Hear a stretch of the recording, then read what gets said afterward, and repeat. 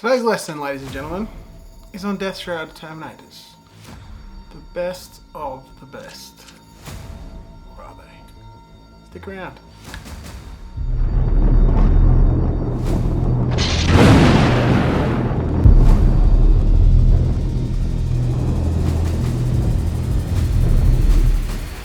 So the Deathshrouds.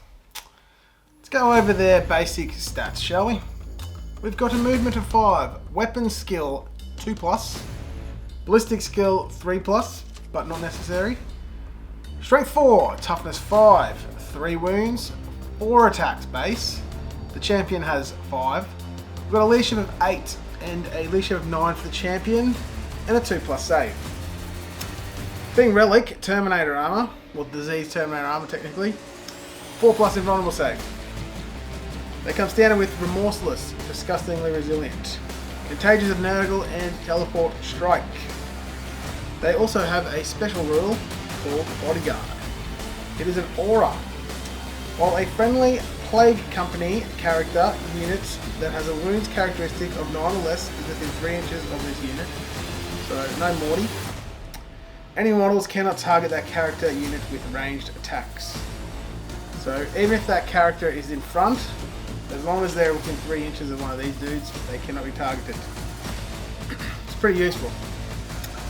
So, they are equipped with Plague Spurt Gauntlet and a Man Reaper.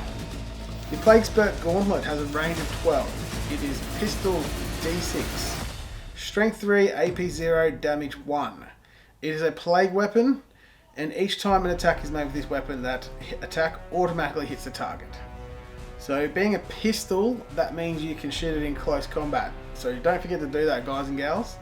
Also with a range of 12, which is an improvement of what it used to be, you can actually hit things with these guys coming out of Deep Strike. So the Man Reaper, it's a two profiled weapon. So we've got Cleave and we've got Scythe. Both are close combat attacks. The Cleave is +3 strength, the Scythe is +1 strength. The Cleave is neg 3 AP, the Scythe is neg 1 AP. The Cleave is 2 damage and the Scythe is 1 damage. With the Cleave attacks, each time an attack is made with this weapon profile, subtract 1 from that attack's hit roll. So the Cleave being higher strength, better AP, more damage. When you're attacking with that, you've got your base attacks and you're hitting on freeze. There is a couple of ways to get around that, which I'll talk about in a second.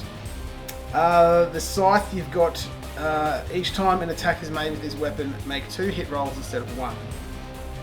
So it's only +1 strength, it's neg 1 and 1 damage, but you get a lot more attacks because you get double.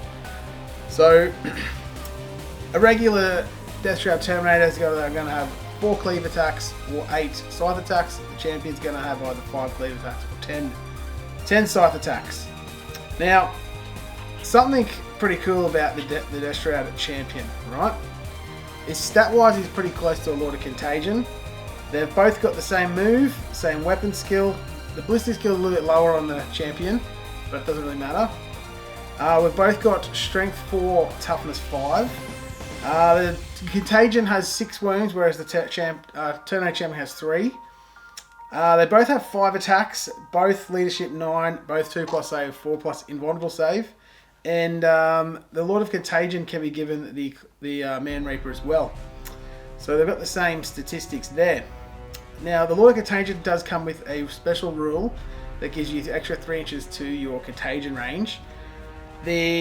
One of the options these guys have is to give the champion Chimes of Contagion, and which also adds 3 inches to the Contagion range. That will set him back as 65 points. So when you look at him point for point, when you give him the chimes, he's basically like a Deathshroud. The big differences is, one, he doesn't have his aura of reroll 1s, but being a core unit, he can actually reroll his 1s from either a Lord of Contagion or one of the other lords. So he's actually gone a little bit better in that respect. You can also give him a couple of relics. I'll go over them in just a second, but you can also give him the same same upgrades to his Scythe as you can the champion. So not too shabby there. The other upgrade you can give the champion is an additional Plague Spurt Gauntlet. Now, the Gauntlets aren't something that the Loyal Contagion can have. I'm actually finding these Gauntlets, even though the profile doesn't look that great, being Strength 3, being able to negate toughness means that you're actually going to be able to do something with them usually. Also as well with the amount of attacks you get from them, and also being able to reroll the ones to wound, I find that I usually peel away quite a lot of stuff.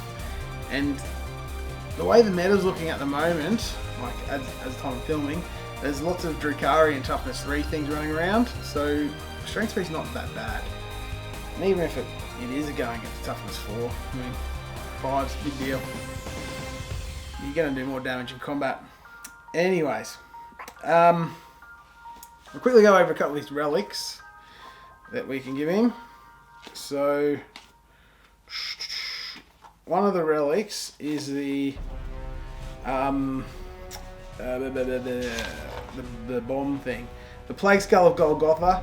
So you can once per battle end of your movement phase, the bearer can use this relic. If it does, select one enemy unit within 6 inches of the bearer and roll 7d6s. For each 4 to 5 that unit suffers 1 mortal wound. For each 6 that unit suffers d3 mortal wounds. The other one is the Reaper of Glorious Entropy. It's a plague weapon. It's also close combat. It is ×2 strength instead of +3, so it takes you to strength 8 instead of strength 7.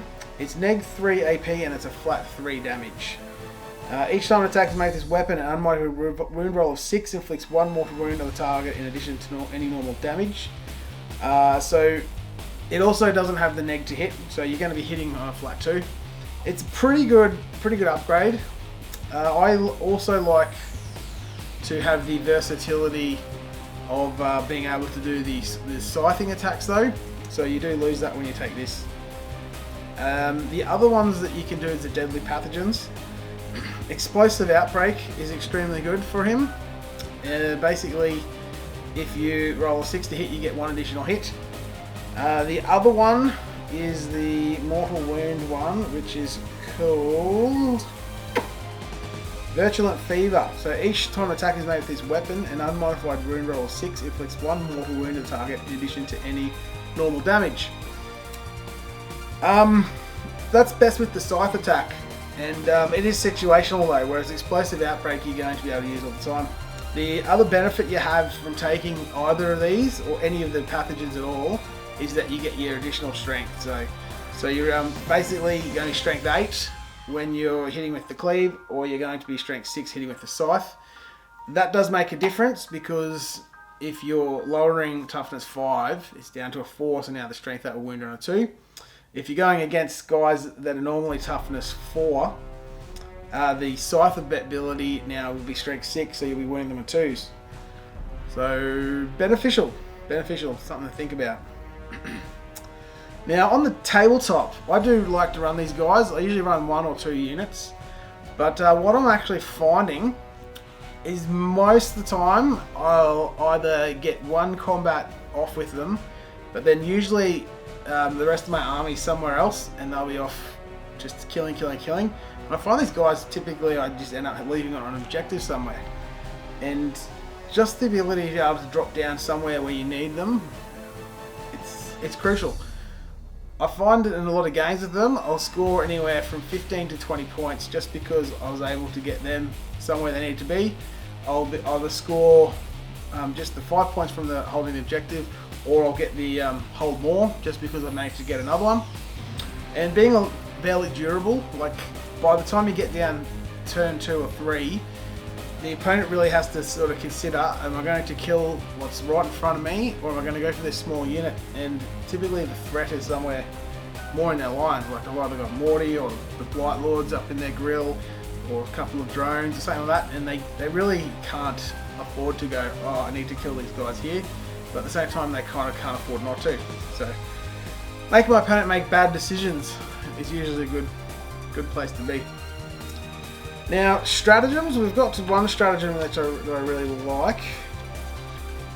There's also a lot of stuff with the plague companies, but I won't go over the plague companies in this video. We'll do them separate. We've got name of the stratagem. So many different stratagem names. Well, we've got 2 stratagems. I'll go with this one. We've got break their spirits. Use this stratagem in the fight phase when a Deathshroud Terminator model from your army destroys a model in any enemy inventory, base or swarm until the end of the turn. Subtract 4 from the leadership characteristics of that unit.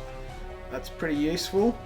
Helps people lose some of their models.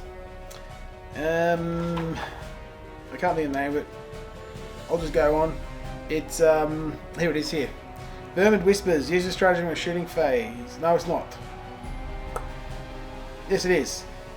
Use stratagem in the shooting phase of the Deathshroud Terminator unit from is selected to shoot, or in the fight phase when the Deathshroud Terminator unit from your army is selected to fight until the end of the phase. Each time a model in that unit makes an attack, add 1 to the attack's hit roll. Cool. So if you're going into combat and you're doing the hard hitting one, instead of going from 2s to a 3, you actually drop back to a 2. It costs you 1 CP. Getting those 2s to hit's pretty good. Also, if you're in range of reroll 1s to hit as well, getting that extra 2+1 roll 1s to hit, you're going to hit with most of them, kill a lot of stuff. And with cleave, a lot of the time you're going to be wounding stuff on 2s, and then you've got your reroll 1s from being a plague weapon. So these guys can really put out some hurt. So let me know in the comments if I've left anything out you may want me to mention. Otherwise, be awesome.